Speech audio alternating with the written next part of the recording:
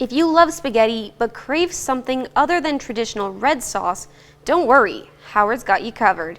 In fact, once you try this creamy, bacony sauce, you may never go back. Throw in some Parmesan cheese, an egg, a little salt and pepper, and you've got a perfect spaghetti carbonara. Make sure you bring an appetite to the table today in the Mr. Food Test Kitchen. Pretty much everyone loves spaghetti, but sometimes wouldn't it be nice to top it with something other than the traditional red sauce? Well, today we're doing just that by making what is known as spaghetti carbonara.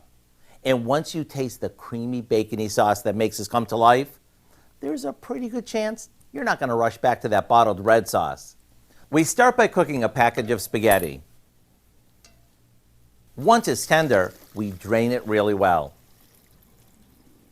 Next, we saute some bacon, chopped onions, and garlic in a skillet until the bacon is crispy and the onions start to caramelize.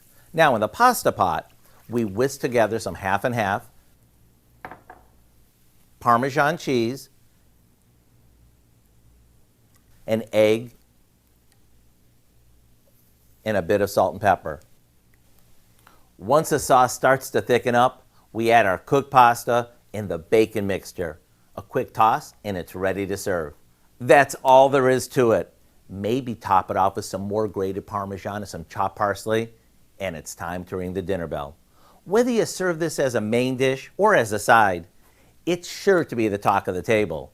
To get the recipe for our spaghetti carbonara, all you have to do is visit our website.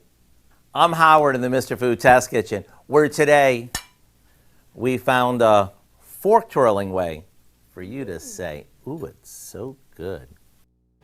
You can find this recipe along with a lot more good food from the Mr. Food Test Kitchen online.